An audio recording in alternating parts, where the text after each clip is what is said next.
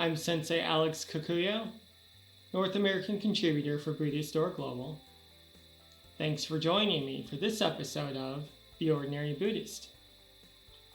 The title of today's Dharma talk is Practicing Discernment.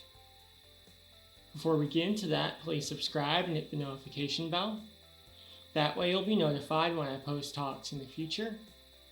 If you wouldn't mind hitting the like button, that'd be great too.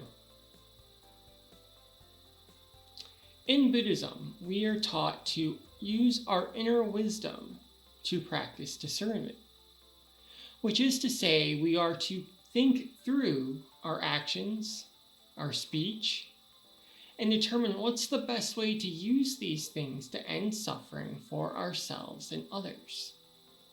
Sometimes we get the false notion that because we practice Buddhism, we should be so spiritual that nothing affects us, that we should not practice judgment or discernment because in the great scheme of things, everything is more or less the same. However, this could not be further from the truth. The Buddha himself actually practiced great discernment and great judgment in day-to-day life.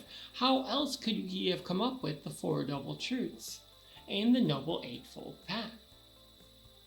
I learned more about how discernment works recently when I was going through the garden.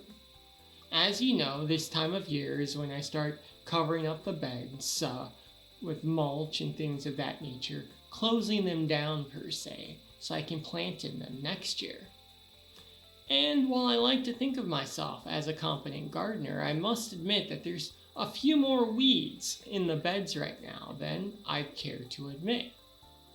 Now, if I did not practice discernment, I might think that they're just weeds and there's not much I can do about them. But because I practice judgment and learn the names and characteristics of each plant in the bed, which is growing, I know which weeds can be fed to my rabbits and which ones cannot. Things like grass, dandelion, plantain, all can be fed to the rabbits and they love to eat it. They then turn those weeds into manure, which is then used to fertilize the garden. So it becomes a very healthy, very life-affirming cycle. However, that cycle can only occur if I practice judgment. If I use my discernment to figure out which plants in the garden are good for the rabbits to eat and which ones are not. Thus, I can pull and discard the weeds that are not nutritious for them, and the ones that are nutritious, well, those end up in their food bowl. When we practice discernment in daily life, it works much the same way.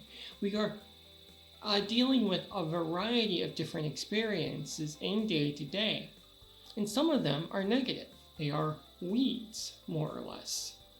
That said, if we practice discernment, we can figure out which of those negative experiences can be used for the good, turned into a positive, and which ones need to be dealt with in a different way. So maybe we're stuck in traffic, that's the we, but we practice discernment and realize that now is a great time to listen to an audiobook.